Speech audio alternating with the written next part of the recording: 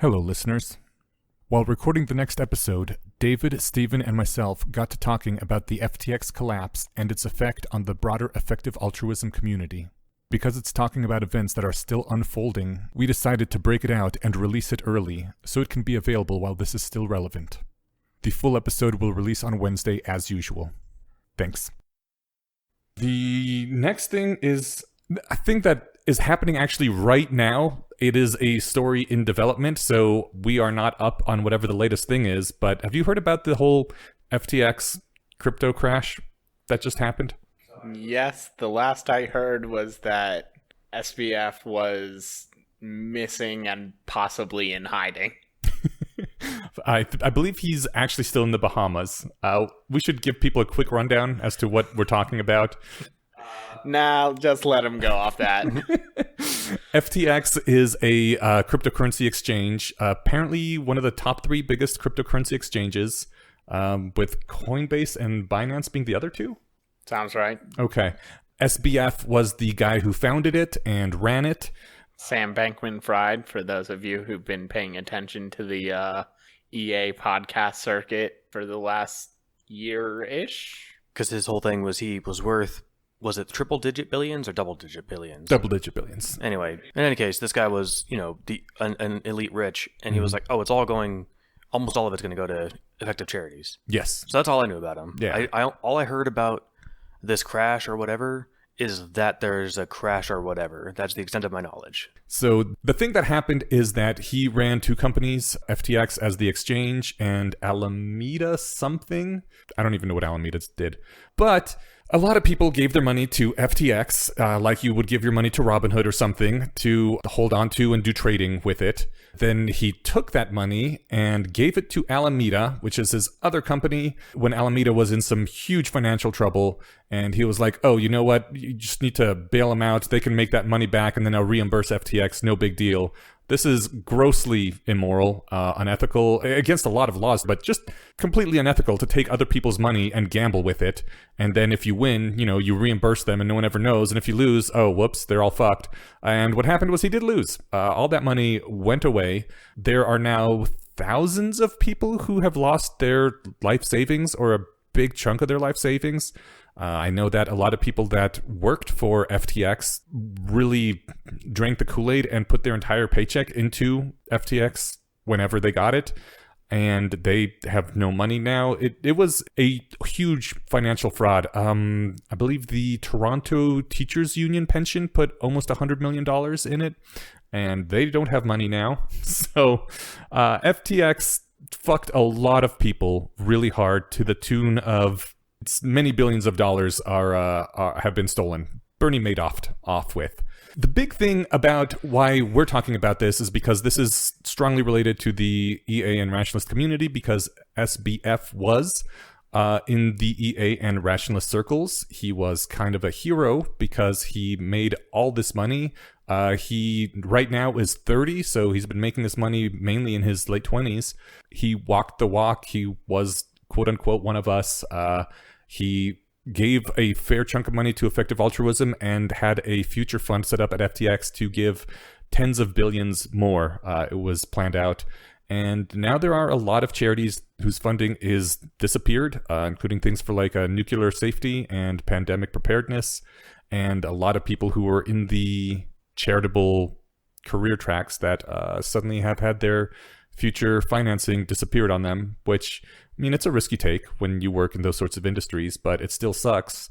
And I guess the big thing for us specifically, why I brought this up, I don't know if this was on the record, but people certainly got the impression that he believed things like it's okay to rob a bank if the cause is good enough. It's Hey, he's a man of his word. Yeah. Okay to commit wide-scale fraud as long as the consequences outweigh it by a wide enough margin. I was going to make a case. I am sorry to keep interrupting. No, go ahead. I was going to make a case at the end of this that, this might not have been the worst move for him to make, even though it didn't work out. Because, maybe it was only, 1 in 10 that it wasn't going to work out. And so if he did manage to double his impact, right, if this went well, which I don't think it sounded like it was going to double his money or anything, but that this could have had, an expected positive outcome, right? So any economist Remind me never to loan money to Steven, please. Okay. Thank you, Eneasz. No problem. This isn't how I work with my money. My money just sits in checking, not doing fuck all. Yeah. A couple of my hot takes have been validated by this saga. One is utilitarians are mostly just using utilitarianism to justify whatever they selfishly wanted to do. And the other is don't trust people who are kind of weird looking. I didn't think he was kind of weird looking. He was kind of weird looking. I think he looks charming. Apparently he was also charming if you met him in person. Okay. All right, so the thing you brought up is actually a thing a number of people have said, which is why I'm bringing this up. That you shouldn't trust weird-looking people? No, the other thing about utilitarianism, it's mostly the same people that are always saying that, the ones that like to shit on utilitarianism and like, oh no, it's evil and bad, and all effective altruists and long-termists are actually evil people. Because of the argument like Stephen made, that, oh, maybe it was a good idea after all. I mean, I think sometimes that might be the case. I'm not gonna go into examples right now, but I think that's complete bullshit because everybody is saying basically this was awful and immoral and he's a horrible person, and obviously it was not worth the risk of burning the commons and not destroying, but greatly marring both the name of EA and the social trust that people in EA had with each other. Like this is going to be a massive blow to people's ability to trust each other and coordinate because of this exploitation. And will it? I'll let you finish. But I think it will. And the thing is, there is sociopaths who use naive utilitarianism to justify whatever they want, as you said, right? Oh, it'll have good enough effects in the future that I can do whatever I want right now. And that's bullshit. More than just sociopaths, but go on. But that's bullshit, and everyone knows it's bullshit. And to the matter at hand, like Eliezer Yudkowsky wrote in 2008, "The ends do not justify the means among humans," where he says, don't ever do this sort of thing. You are not running on trusted hardware. Yeah, but Yudkowsky, and especially Sequences era Yudkowsky, I don't know if he's changed this, pretty clearly is not like a full-blown utilitarianism. No. Utilitarian. Especially if you read Methods of Rationality, like, that's a story of a naive utilitarian becoming not a utilitarian.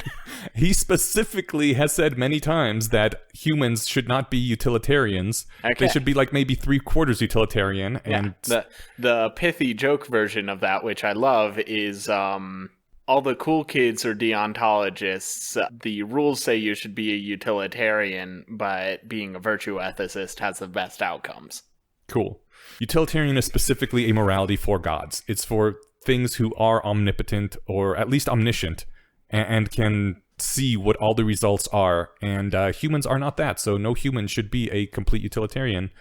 And I think it sucks that SBF, right? It's F? Bankman-Fried. Okay, yeah.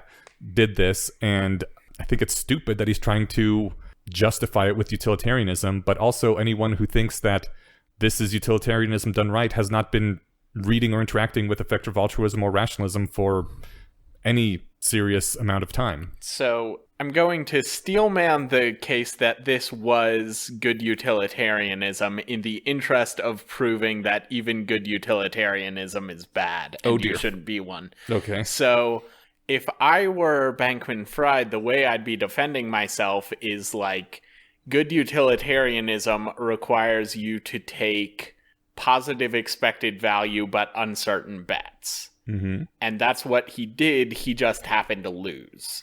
And if you hadn't had the recession and the credit crunch and so on while crypto was still getting off the ground, then he would have been the Jeff Bezos for the next generation of the internet.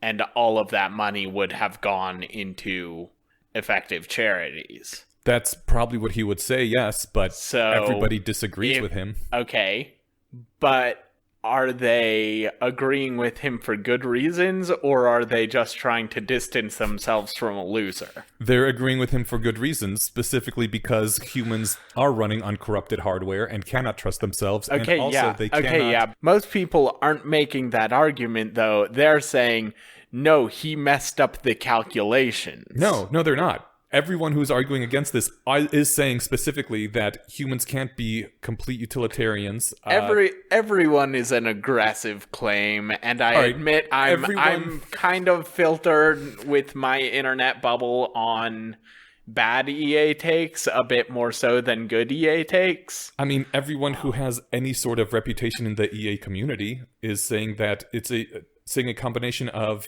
humans are corrupted hardware and can't make these sorts of calculations, and also that he failed partly because he's running on corrupted hardware, of taking into effect the things like burning the commons and destroying trust. And the only reason, I think one of the favorite things I saw, is the only reason we are such a rich society and we have the ability to have all this excess wealth that we can use for helping other people is because we do have high social trust and great cooperation. And when you do something like this, you are damaging all that, and do it enough times and you'll destroy it entirely. And you don't take that kind of risk, not with benefits this small, benefits that can be measured in dollars, right? Like you would do that for something like, I will prevent a nuclear... The benefits of having a commons can be measured in dollars.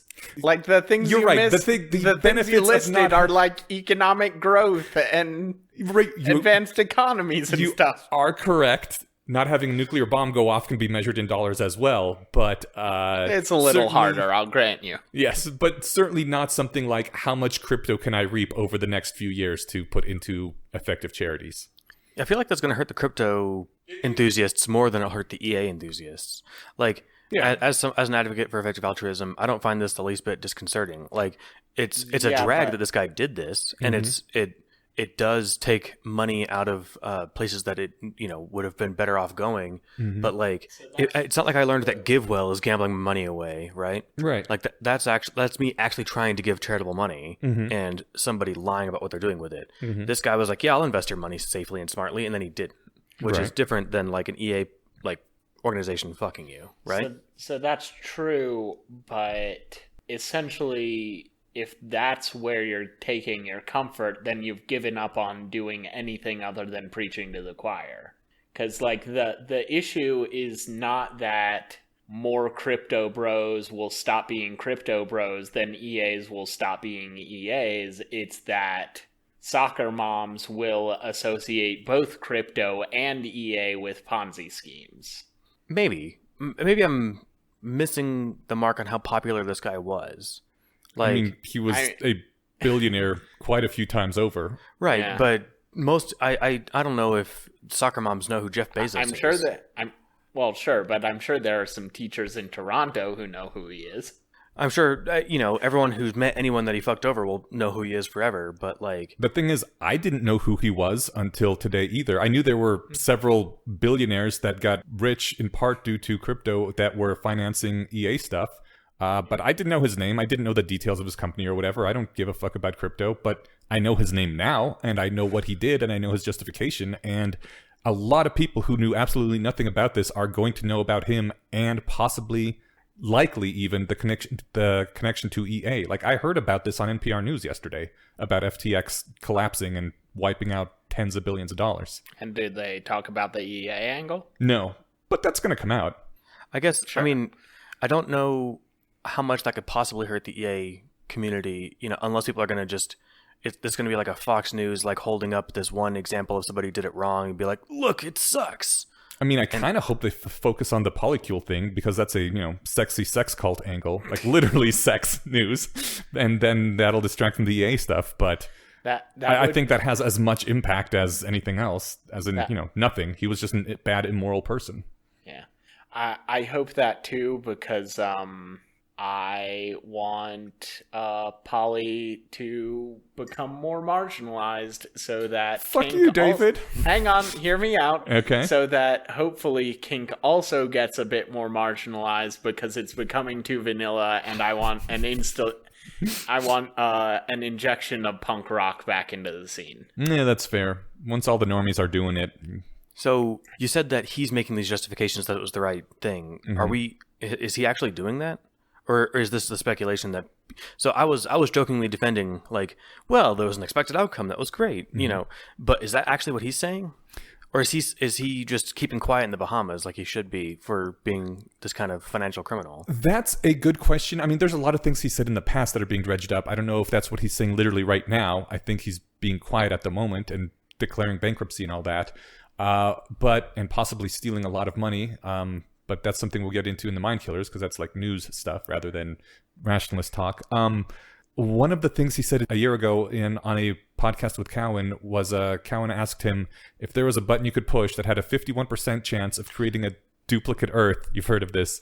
I heard that because I listened to Tyler Cowan yesterday. I haven't heard of it, and I imagine some of your listeners won't have either. So can you finish saying what the question was? The question was, you have a button you can push which will make a duplicate Earth in a parallel universe or outside of our light cone or somewhere. So it's not just duplicating effort here. There's actually going to be, you're doubling the utility, you're doubling the lives and the happiness and everything, like everything that's good on Earth. 51% chance it'll do that. 49% chance that all the Earths are destroyed. So either you spin up a second matrix or you delete this one. Yeah. Well, not this one. You delete this one and all other matrices. Assuming there are others. Right? And he said, yeah, I pushed the button. And he was like, even though there's a 49% chance you're going to destroy Earth? And he's like, yeah, it's net positive utility. You'd be dumb not to. He's like, okay, well then after that, you're presented the button again. And he's like, well then you push it again. Now you have 4 Earths. And he's like, or you have no Earths. You can just St. Petersburg paradox your way into wiping out all human life. And he's like, or you St. Petersburg paradox your way into having infinite utility. Checkmate, atheists. This is why I don't like utilitarianism. That's not good utilitarianism. Thank you, because I as somebody who likes pointing fun at like religious people, I wouldn't point like it's high school edgelord to point at like the suicide bomber and be like, that's why I don't like religion. Like granted, that's an edge case as to why I don't like it, but it's more like that is not the representative sample of the average religious person, right? Right. And so this guy, I feel like if he's doubling down on the 51% thing over and over, I feel like he might just be trolling, right? I think that's how he lost all the money and wiped out tens of thousands of people and ruined things. All right. So if he sticks to his guns in the Bahamas and he's like, no, I made the right call, it was the expectedly good outcome, then it's like, all right, this guy is kind of nutter butters and he sucks. Sorry, let's rewind to the that's not good utilitarianism thing. How is that not a blatant no true Scotsman fallacy? Like you're just drawing a circle around all the obvious implications of utilitarianism that suck and declaring them not real utilitarianism. Basically. Which, sure, on those grounds, I guess I'll endorse utilitarianism, but that's basically just going to cash out as virtue ethics. But with a lot more computational intractability. I think in general, my thing where like I'll draw a circle around something and say this is not part of the thing that I consider in utilitarianism is like the things that often, with not a number attached to often, produce bad outcomes. Like this move that this guy, that SBF did, produced a very bad outcome. And if you were the kind of person, if this is the way that you knew the world operated or you wanted it to operate, nobody would invest in companies like that, right? Nobody would save their money at a bank because the bank also invests your money, right? Like this would actually be terrible. And so if it has a terrible outcome, I think it's not a very utilitarian thing to endorse. Right. The actual utilitarian calculation is if you keep pushing that button, eventually you're going to get a universe with 0 Earths because they all get destroyed, which is negative utility. So you don't push the button. That's the problem with naive utilitarianism. It's super naive and doesn't do anything. And it's also why humans can't do utilitarianism, because you often can't actually calculate everything. Like in this case, it's super simple to calculate, oh yeah, pretty soon you're going to wipe out everyone, so that's stupid and don't do it. But there's some cases that are a little bit harder. I don't think this was one of those hard cases. I think this was like him just wanting to make a lot of money and not wanting to admit that his other company was failing and being driven by ego and then, post hoc rationalizing it. This is not utilitarianism at all. This is just someone being an egomaniacal idiot. Okay, sure, but if this isn't utilitarianism at all, and this is the most utilitarianism-like thing that humans can run on our meat brains, then shouldn't we just give up on the project? Well, No. I mean, as was said before, humans should not do utilitarianism. They should do maybe 3/4 of the way there and actually stick with things like virtue ethics or deontology or something. I think that's basically the right approach. I mean, like, you can do the utilitarian thing while still sticking to like certain axioms that seem to make a lot of sense. Like, I'm not going to violate the dignity of, somebody else or a stranger or a group of them. I will take no chances in destroying the world while doing my thing. But I'm also like, if I've got $1,000 that I wanted to give to charity for the holidays or whatever, I'm not going to give it to the Salvation Army guy outside King Supers, right? I'm gonna give it to an effective charity that'll save people, right? All right. Yeah, it sounds like we pretty much agree. Oh, I think we totally agree. I'm just, again, I'm still kind of riled up. I guess if you're on board with that, I don't see why you're not on board with Howell's argument. But I guess you were also getting that secondhand from the podcast and not just reading the article itself. Well, I was getting it firsthand from him. For the listeners, before we started recording, we were talking about Howell's argument on a podcast with Lex Friedman. Was it Lex Friedman? No, it was Russ Roberts. Oh, Russ Roberts. Okay. So Eric Howell wrote a Substack article on why effective altruism is bad. I assume it'll be in the show notes. Yeah, it's because they're not giving money to Eric Howell. Well, I mean, if maybe the essay is more coherent than him, like, talking about it, but he was just being the most, like, ridiculously disingenuous straw man wielding person I've seen since I watched Dinesh D'Souza debate Peter Singer in 2007. Which is basically what's happening right now with SBF and people saying this is why EAs are evil, but also it's a simple enough argument that people are going to be like, oh yeah, this pattern matches to what all the villains do in movies, where they're like, oh, it's for the greater good, therefore I will commit atrocities.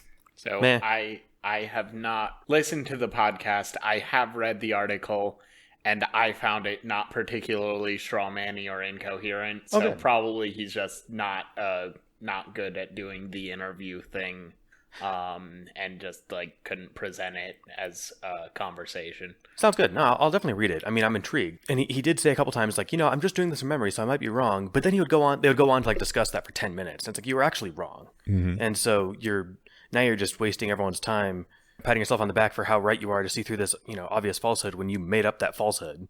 But, when you're writing stuff down, you get more time to look it up and read your sentence over again and fix it.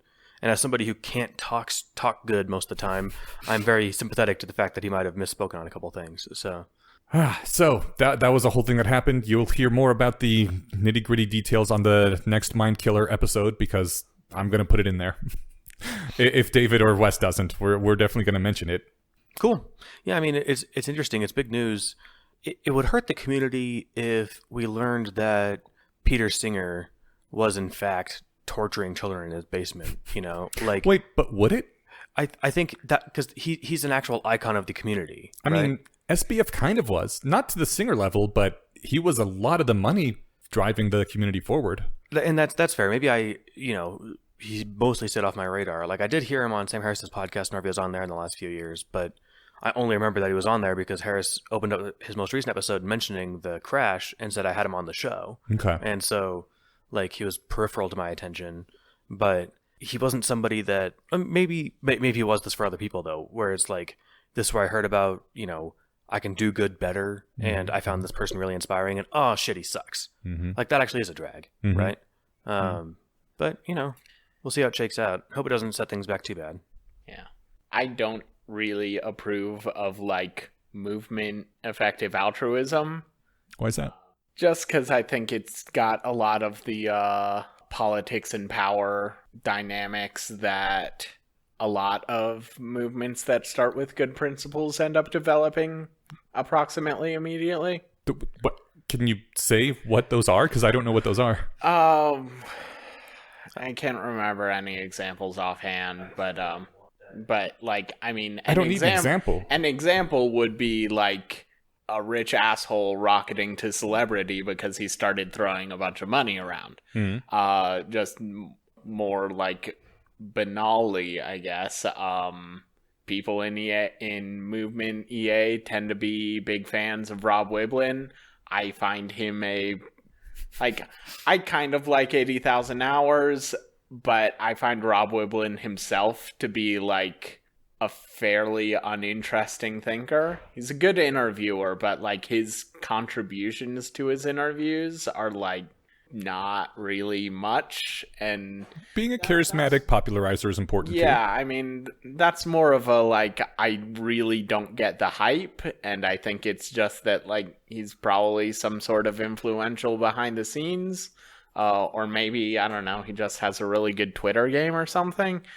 So wait, you dislike EA because it has people that are popular, even though they aren't the smartest people? The smartest people, the people doing the best work, you know, whatever. But again, that's movement effective altruism. I'm more on board with like the principles. Mm-hmm. But principles without a movement is, as Paul would say, faith without works is meaningless. Like, principles without a movement does nothing. So one of my big takeaways from virtue ethics that's really like helped me as a person just psychologically is, and this is the like, virtue ethics is more about being a good person than about doing good things sort of thing. Virtue is about you and your struggle and your journey, not about saving the world, with the theory being that like if the world is populated by virtuous people focusing on their own personal virtue, then it will be saved. You know, so that's like, in that sense, like I see effective altruism as being something that a virtue should track, namely prudence. But I want to agree so with like you. When I donate money, I try to donate it effectively, and I try to donate more than I think I should, just like running my basic money allocation software. I do think that there's some individual projects like GiveWell trying to identify what those effective charities are that are useful just because of basic economies of scale. But all that is to say, I think there's fairly significant risk that this does do some serious damage to movement effective altruism. I'm just not entirely convinced that that'll be a bad thing on net. I want to both agree and disagree with you on the virtuousness thing, because I do think everyone should cultivate virtues in themselves, as we talked about in our virtue ethics podcast. But this was a thing that occurred to me while I was going to various cathedrals in London. There's all these statues of people who did great things for their community. And the thing is, when you're a peasant in England, oftentimes you don't have much opportunity to do much of anything. Most people aren't in the best health, either physically or mentally. They don't have all the resources. They're just trying to get by. And that's what virtue ethics is trying to help you with. But there's some people who are lucky, that were born into wealth, or born with extraordinarily healthy bodies, or extraordinarily good mental focus, and got lucky with the interest lottery and are interested in things like cell biology, which are going to help the human race. And it is virtuous for them to use those extra gifts to advance humankind or advance their community. And I think it's kind of right for them to be honored, even though that they just got lucky by having good genes and access to resources, but they still did a good thing that helped everyone out. And it's nice to commemorate them and to be thankful that these people were around to make communities better. And I think if you're in that part of your life, which more and more people can be nowadays because our society is so rich, you should be cultivating the virtue of helping people if you can, and as effectively as you can. So I agree that we should celebrate people like that, but, and I'm not sure how much of this is me generalizing from fictional evidence, I imagine the people who get statues made of them, like, I don't know enough about saints and sainthood to say, but like the say soldiers who win the Medal of Honor, they're not the ones who are in boot camp saying like, I'm gonna go out there and be a hero and win the Medal of Honor and be like super famous and everyone's gonna talk about me. They're the people who are like, I'm just gonna do my job and do it as well as I can, and just like try to make sure that me and my buddies get home safe and we complete our mission. and next thing you know, you're like fighting off 200 German soldiers in a broken tank turret with nothing but a heavy machine gun, a bunch of grenades, and 2 giant brass balls. Sure, that's the case sometimes, but you said that you like to donate even a little more than you thought you should to things that you think are effective, like AMF. Like, Sure, why but- does AMF exist? It's Sure. because of people doing this, making it exist. Sure, but I don't think I'm saving the world by doing that. I think it's a good thing for me to do for like because it helps me develop skills and mental habits that are good to have. Do you think it's a good thing for AMF to exist? Because Yes. if they didn't, you'd have to give your money to the local church, which is far less effective, right? Yes, I think it's a good thing for it to exist, but I think if you are a worker for not AMF Oh. specifically, because they have like a fairly narrow mandate, but like GiveWell, say. For listeners, AMF is the Against Malaria Foundation. Yes. If you're a worker for GiveWell, say, like your job is, I think you will be a better GiveWell researcher if you show up to work saying, I want to be the best researcher I can be and do really good research, than you will if you go into work daydreaming about being a hero who's saving the world. All right, so having met a bunch of EA people who got into EA to help save the world personally, that's what you just described as approximately 100% of people. It's just people who want to help, and they're like, how can I help? I know how to do data science, or I know how to do this and this. And so is there a company out there? There's a GiveWell. I will work for them. Like, that is Movement EA. It's people who just want to help the world and who have some skills, and so they sign up to work for GiveWell or AMF or some other place like that. Yeah. Maybe, I guess Movement EA might not be the best way to describe what I'm getting at. Like, maybe EA influencers would be better. Okay. Like, there is a subset of people who self-describe as EAs and who talk about it a lot that are, like, self-aggrandizing and not particularly good at being people. Well, it sounds like SBF was one of those. Are also, yeah, and that's the point I'm making. Yeah. But people like SBF, I think, are the distinct minority. Whatever label you want to attach to those people, like, imagine I said that instead of Movement EA if you think of something else when you think of Movement. Okay, so you think self-aggrandizing sociopaths suck? Yes. And I agree with you. That has nothing to do with EA, aside from they have as many of those as any other organization does. I just wanted to say that, like, you know, like you said, with virtue ethics, you know, the idea is that if everyone tries to focus some of their attention on being a virtuous person and cultivating a virtuous life, then the world will be saved through that. Some portion of their time will be spent talking to people who aren't yet virtue ethicists about why they might think about considering it, right? Mm-hmm. Yeah. Like, so that's what when I think of community EA, that's what I think of. And so I just wanted to get that out before you said specifically the celebrities. And yet, you know, the influencers, like, Will McCaskill will have to fuck up seriously bad for me to be like, oh yeah, he turns out he did a net negative, right? And not like an utilitarian talk of, you know, utilities and whatever, but like his actual impact was bad. Same with like Peter Singer. Mm-hmm. Like that guy might have single-handedly led the charge that has reduced the suffering of billions of animals on the planet, right? And sure, it took like 40 years, but it's entirely possible that without him, this might have taken another 80, right? Mm-hmm. Like, so, you know, I think that the titans in different fields of whatever, I think they can have a lot of value. You run the risk of them, you know, fumbling really hard or having been an asshole secretly the whole time, right? So, you know, be careful with it. And I was going to say, you know, if there was like a virtue champion that was out there talking about how awesome that was and going on book tours on their new virtue book, that'd be great.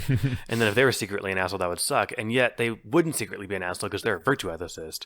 So if they were actually eating their own Kool-Aid, there's no way that they could you know, end up being a bad person, like the way that a utilitarian might go a little too far into robot territory and become a bad person, right? No, I think there's just as many sociopaths in virtue ethicism and that are virtue ethicists believe in virtue ethics as any other system. I'm prepared to guess that somebody's going to say no, there aren't. By definition, they can't really be, and they'll know true Scotsman that. Sociopaths will neatly chameleon into any sort of moral system that they think will get them ahead.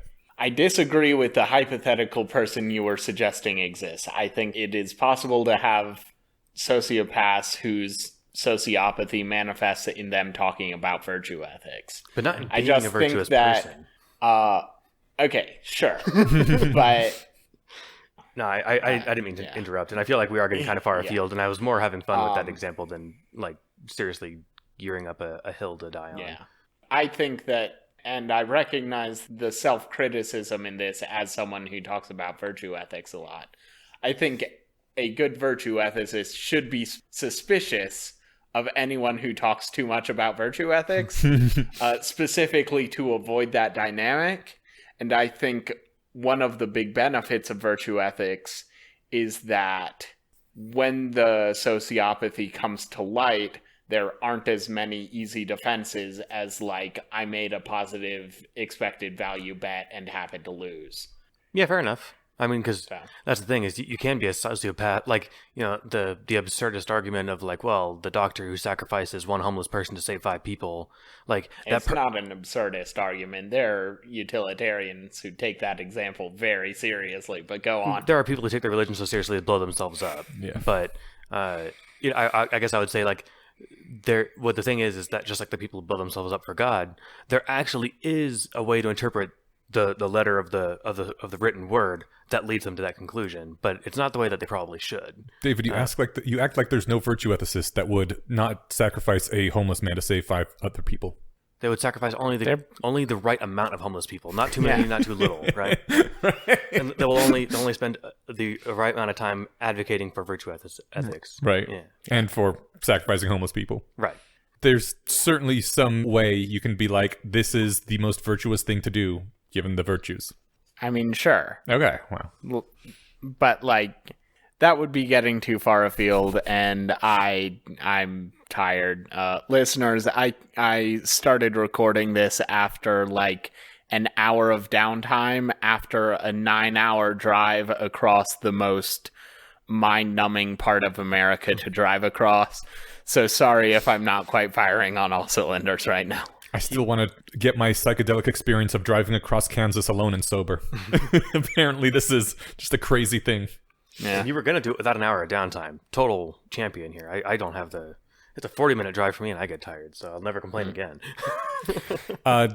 2 other quick things about it. A lot of EA people are going through the thing right now where they're being very self-flagellating and saying, how could we not have seen this? We should have seen this. Let's examine how we failed. And as has been pointed out at least a couple times, there was a major capital company, what was it, Solaris, something like that, whose job is to do due diligence and see if things are scams or not. And they invested millions of dollars in this. So if a major investment firm is going to get scammed by this, you're probably not going to do a better job. Stop beating yourself up. And as was said in this tweet, EAs have a God complex, and I think that part is true, because one of the things that we all, I guess, admit in EA, even though it's not the healthiest thing, as we also all admit, is that as Harry Potter James Evans Varys said, when you can't do the right thing unless you become God, the correct answer is to become God.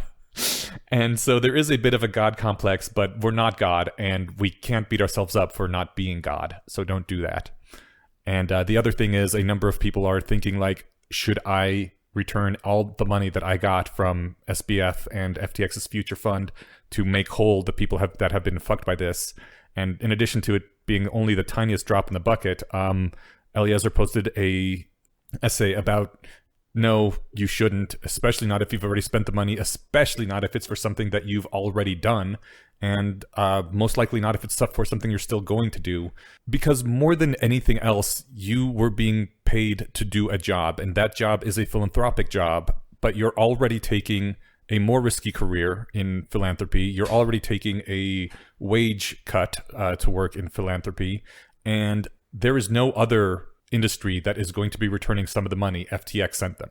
There's a stadium in Florida who sold the rights to name their stadium to FTX, and they sure are not going to be returning money, at least not a decent portion of that money. They're keeping it, even though it was gotten through this illegal bullshit. There's the electric utility that gave electricity to FTX, and part of that was to cover costs, and part of that was profit, and they're not going to return the profit for that electricity to the FTX account holders who have been robbed. Like, it's just that's not a thing you do, and everyone thinks that if you work in philanthropy, you should be a complete martyr and destroy yourself, and you are not accountable for this, is basically the gist of the essay. I think I agree with him, and I'm going to link the essay as well. I would encourage the utilitarians to keep beating themselves up, because watching utilitarians beat themselves up for dumb reasons gives me infinite utility. And I'm probably lying about that, but do you really want to take that chance? I was hoping you'd say that. That's awesome. Yes, I realize that Pascal's wager is dumb, and it's the first thing that all utilitarians throw out the window. I make fun of you because I love you. Fist bump. I don't really love you. You're fine. You're like Stop digging. Eight Stop out digging. of 10. So the only person who I think should be wringing their hands, wondering, do I burn everything to try and make these people whole again, is SBF himself. Oh, he's probably going to jail. Well, I know, but like this, it doesn't strike me as impossible, and this actually is a sort of fun thing to consider. Let's say that after all the dust settles, he's left with a mere $25 billion. I don't know how much. Let's say he robbed people of a total of $10 billion. If he could liquidate everything and pay them back, he could, right? He could fix all the problem. He could at least he could make right he could fill the bank accounts that he emptied, right? No. I think right now all he has is the few hard assets, like his house in the Bahamas and some cars and shit. I was going to say hypothetically, then the fun trade-off would be like, should he do that, or should he give $10 billion in cash to effective charities? I mean, obviously he should. Not only obviously, the law would compel him to first make whole all the people that got stolen from. Would the Bahamas law compel him to if he stayed out of offshore? Actually, yes. Oh, lame. He should go to a cooler place that lets him do whatever he wants. Like North Korea. If you're gonna be a criminal, a financial criminal, buy your summer house in a country that'll let you get away with whatever you want, right? I mean, all the assets have been heard frozen. Tehran has some lovely real estate. All the assets have already been frozen, but yeah, there's no way people are making all the money back. It's not there. I appreciate the impulse of people who want to be like, well, what can I do to help the people who got fucked over? Yeah. And yet, like, when insert giant bank, whatever, fucks up and whatever, everyone loses, a bunch of money. Mm-hmm. Like, the employees who work for that bank aren't like, well, should I sacrifice my retirement to make those people whole again? Yeah. Like, it's just not your problem. Yeah. Like, it sucks. Mm-hmm. And hopefully, something will happen to help make things right for these people. But, like, it's not, maybe I'm a bad effective altruist or a bad utilitarian, but, like, I'm totally capable of saying it's not your problem, man. You don't have nearly enough guilt, Stephen. I don't have enough anything. I don't have enough. That could be like the subtitle of my autobiography. Nice. Yeah. So, I guess that's all of that if we're done with that, which went on a lot longer than it was supposed to for a pre-show thing. This might just be the meat of the show, I guess, at this point. It's probably the meat of the show, but it does transition neatly into a subject that we can spend a little time on, because one of the things that you said that people are wondering is, like, where did we go wrong? What can we do to